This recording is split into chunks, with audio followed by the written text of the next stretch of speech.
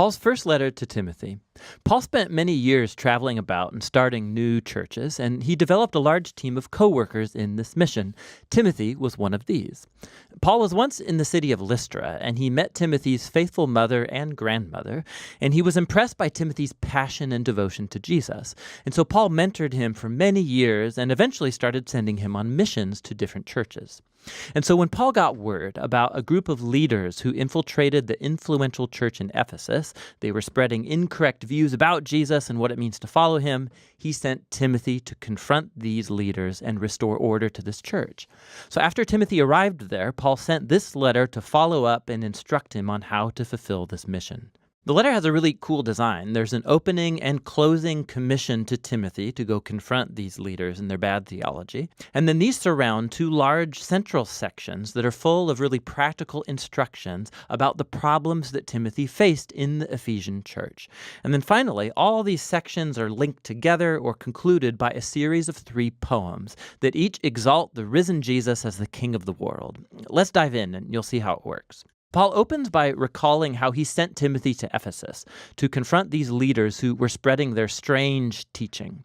And he describes how these guys are obsessed with speculating about the Torah, specifically the early stories and genealogies in the book of Genesis. And as we'll see, they had developed all kinds of weird teachings about food and marriage and sex that weren't consistent with the teachings of Jesus or the apostles. He even names some of these people, Alexander and Hymenaeus, and he describes how their teaching has divided the church, it's generated controversy.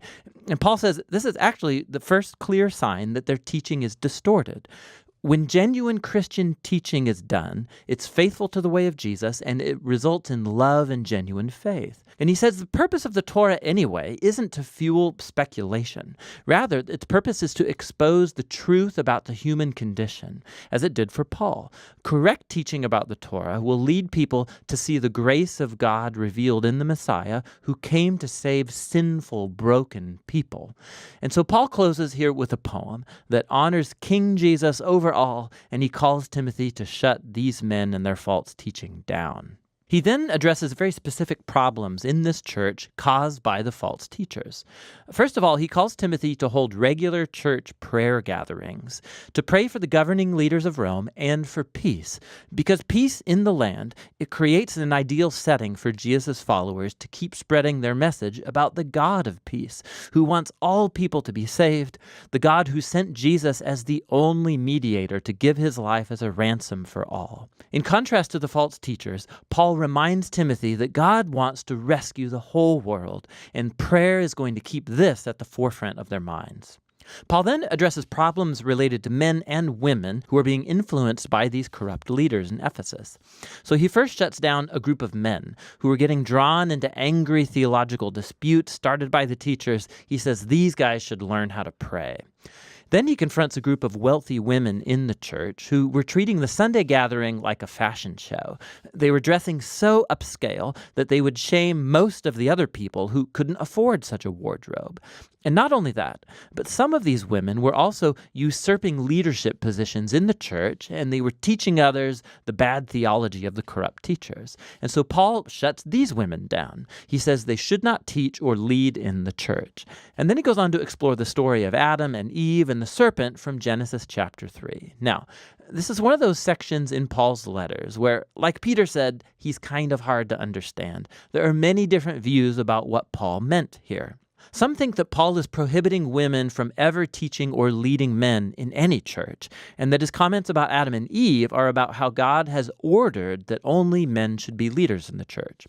There are others who think that Paul is prohibiting women from having leadership authority over men in a church, but that once educated women should and can teach as leaders in a church under male leadership.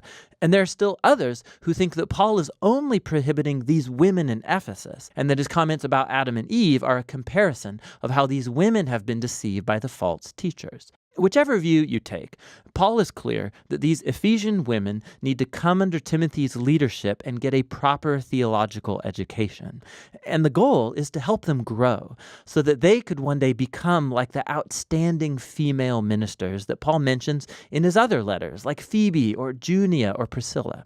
Paul continues to address this leadership crisis, and he calls Timothy to appoint a small, healthy team of husbands and fathers who will act like elders or overseers for the church. These should be men of outstanding character and integrity, and they will work alongside a team of deacons. It's a Greek word that means servant. And these are men and women who actually lead and do the ministries of the church, and they are to have the same kind of character as the elders. And all together, these people should be known for healthy relationships in their families, because that will demonstrate their ability to lead in the church, which is God's family. And the way of life that they live all together, it's consistent with the story about Jesus, which is explored in the closing poem, about his incarnation, his death, his resurrection, his exaltation as king, and then the spread of his new family throughout the whole world. Paul's second body of instructions for Timothy are, again, very specific to the problems caused by these bad leaders. So he first corrects their bad theology. They've been telling people to stop eating certain kinds of foods, most likely meat, and to stop getting married, which Paul thinks is ridiculous. So he goes to Genesis 1, and he reminds Timothy that God's entire creation is very good, including food and marriage. It is all to be received with gratefulness by those who know and give thanks to the Creator. Paul then moves on to address problems about the church's care of widows. So this very important ministry was being taken advantage of by younger, wealthy widows, most likely the same troublemaking women from chapter 2.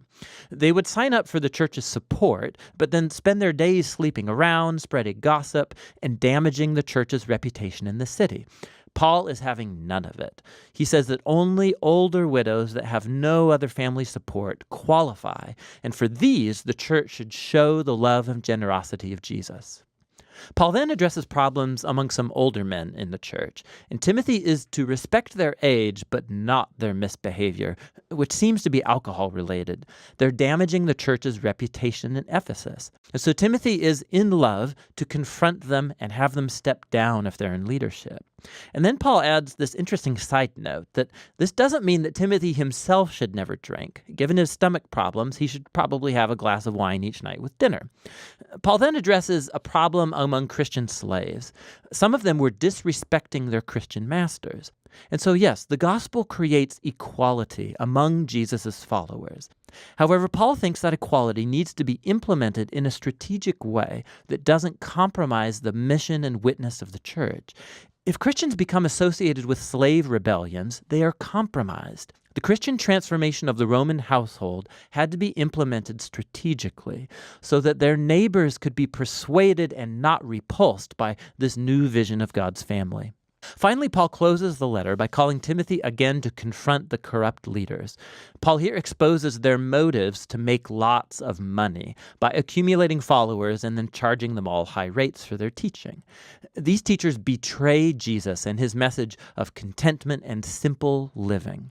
And so Paul instructs the wealthy Ephesian Christians to become rich in good works and generosity, to be people who submit all of their resources to King Jesus, and he's the one who inspires the final poem about how he is the true king above all other kings.